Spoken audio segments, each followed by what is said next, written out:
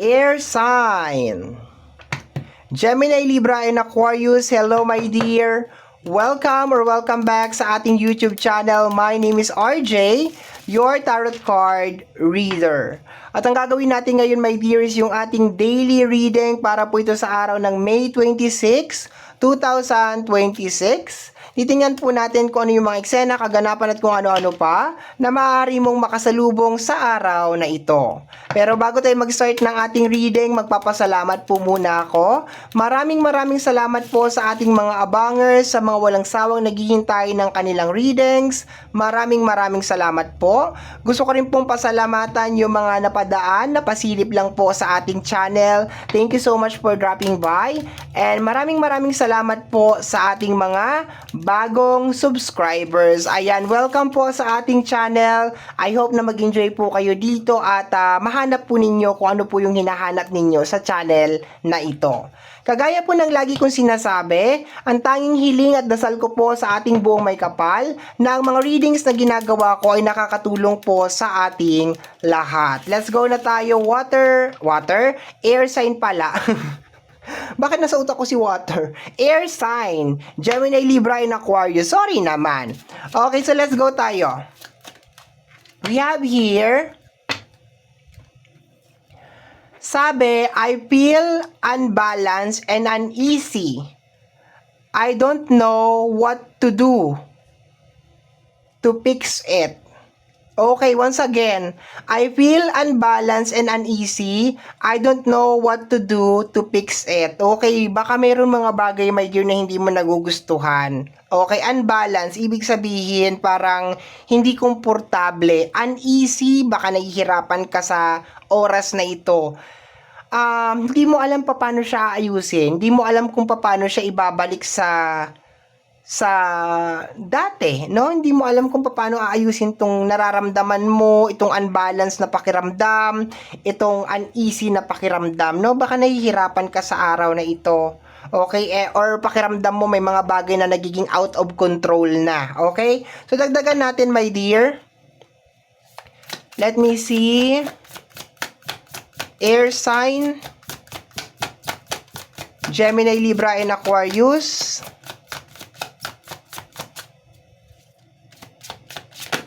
Okay, we have here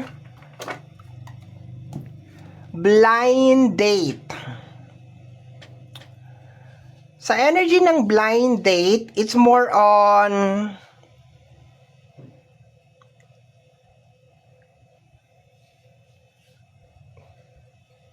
okay.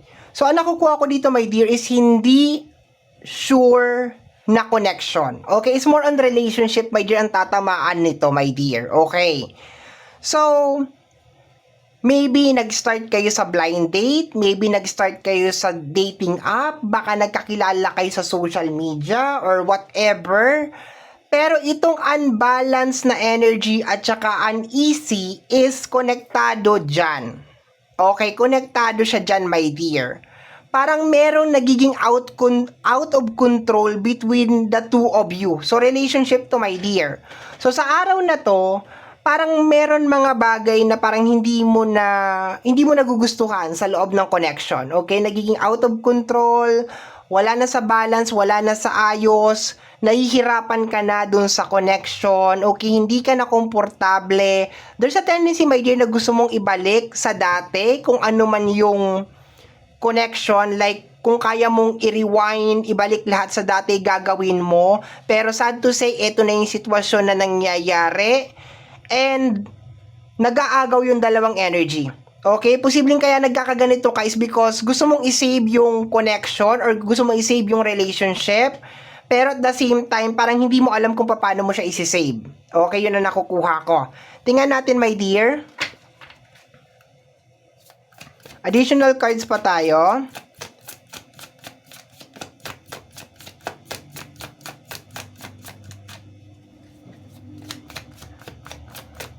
Nahihirapan ka na sa connection ninyong dalawa. Parang hindi ka na rin siguro masaya. Okay? Kumbaga parang halo siya eh. Parang mahal mo siya pero hindi ka na masaya. Ano yon?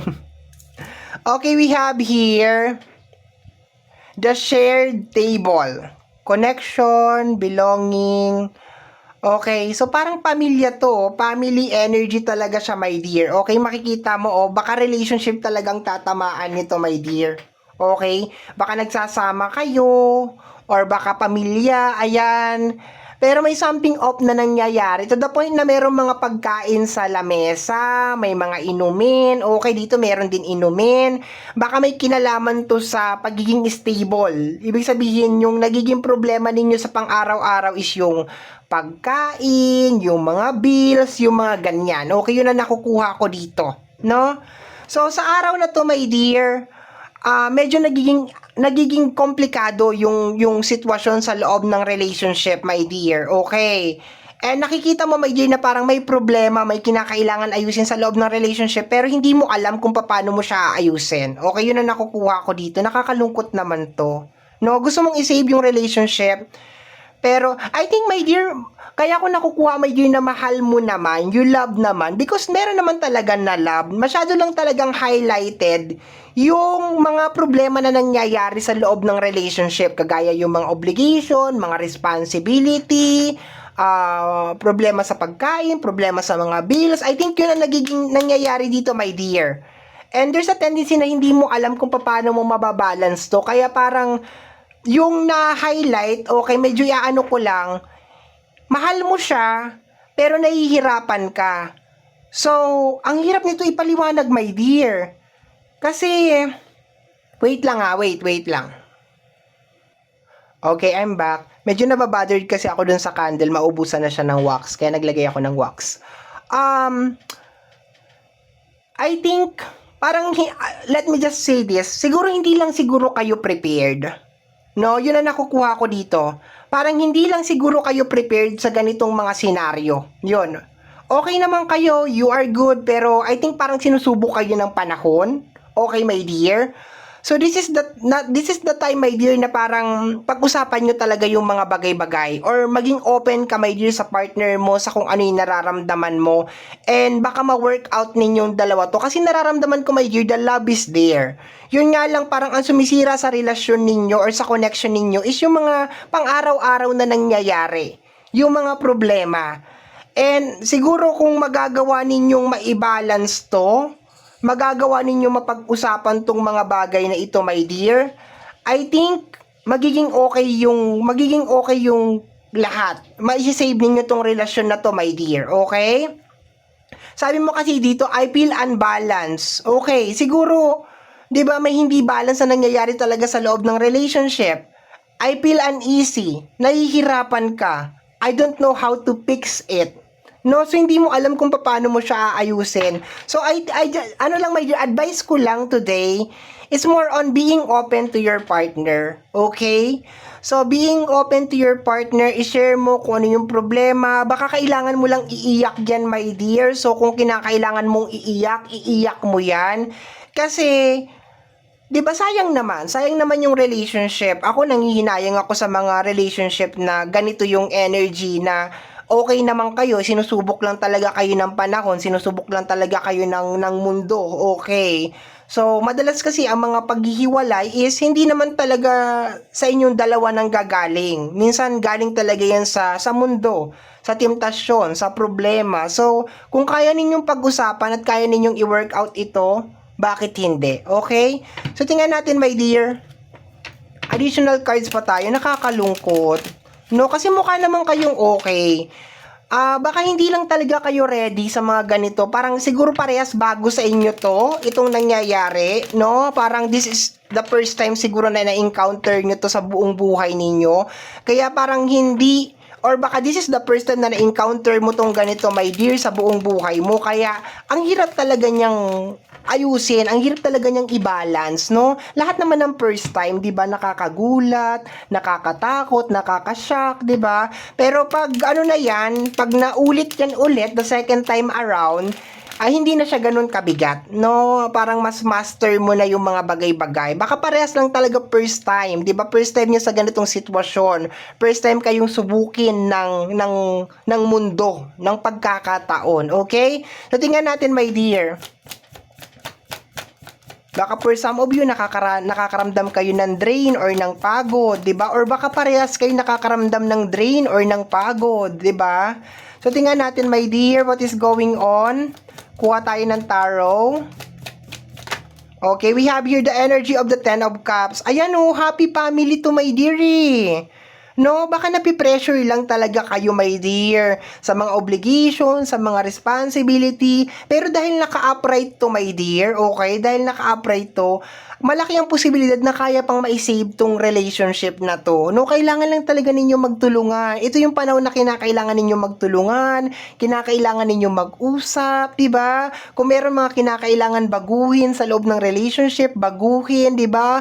Mga adjustment, alam ko mahirap, my dear, pero kung talagang gusto ninyo magsama at kaya gusto ninyong iligtas yung pamilya ninyo, yung relationship ninyo, gagawin ninyo lahat ng makakaya ninyo para iligtas tong relasyon na ito. Kasi nararamdaman ko talaga, my dear, nandoon yung pagmamahal. Kaya lang nawawala or kaya lang nagkakaganito kasi sinusubok talaga kayo ng panahon. Okay. So let me see, my dear. Let me see. Air sign, Gemini, Libra, and Aquarius. Tingnan natin kung anong meron.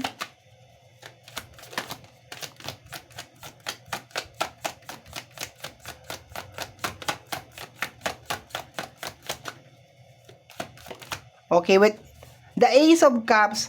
Okay, baka baka hindi na kayo nag-uusap. No? Baka kailangan nyo lang talaga mag-usap, my dear. Kasi Ace of Cups is may kinalaman sa emotional relief or emotional, pangalan nito, emotional outlet, parang ganun. Baka parehas kayong nahihirapan na, tapos nananahimik lang kayo, di ba? Pag-usapan nyo, mag-date kayo, or kahit mag-usap lang kayo, pag-usapan nyo lang yung mga bagay-bagay na ganito, ganyan, ganito, ganon. Or this is the time na posibleng magbalik tanaw kayo doon kung sa kayo nag-umpisa, kung ano yung mga trials and mga struggle na pinagdaanan ninyo, my dear. Kasi sayang naman, sinusubok lang talaga kayo, my dear, ng panahon. Promise, maniwala kayo, my dear, yun ang nararamdaman ko talaga. Sinusubok lang kayo ng panahon. Maybe this is the first time, my dear, na na-encounter nyo tong ganitong sitwasyon, kaya ganyan. Okay, try ninyong i-work out yan, no? Try ninyong i-work out. Lalo na ikaw, my dear, maging open ka sa mga nararamdaman mo sa partner mo. Okay, pag-usapan yung dalawa. Pero wag naman yung to the point na nanunumbat ka. Yung open lang, 'di ba? Yung may love, yung may kasamang, 'di ba? Yung may pagmamahal, 'di ba? Kung the devil card. My dear, sabi ko na, sinusubok lang kayo ng panahon eh. Sinusubok lang. Dito na si Devil, oh. Itong trabaho ni Devil eh. Sirain yung relasyon. Wasakin, sabi ko talaga, my dear, most of the time, kadalasan talaga, my dear, siguro mga 80% out of 100, naghihiwalay o nasisira ang relasyon dahil sa hindi makontrol na impluwensya galing sa labas. No, yung mga problema, obligasyon, temptasyon, so on and so forth. Pero kung pananatiliin ninyo, my dear, yung malinaw na komunikasyon sa inyong dalawa, maliligtas nyo to, my dear. Maliligtas nyo to. Maaayos nyo tong relasyon na to, my dear. Okay? Stay strong. 'Di ba? Lumaban kayo. Lumaban kayo sa mga temptasyon at mga pagsubok na nangyayari sa araw na ito, my dear. Okay? So, my dear, yan ang nasagap ko na message, energy para sa araw na ito, May 26, 2026. Kagaya po ng sinabi ko sa bandang dulo, my dear, ng ating video, ang tanging hiling at dasal ko po sa ating buong may kapal na ang mga readings na ginagawa ko ay nakakatulong po sa ating lahat. Maraming salamat po. Stay strong.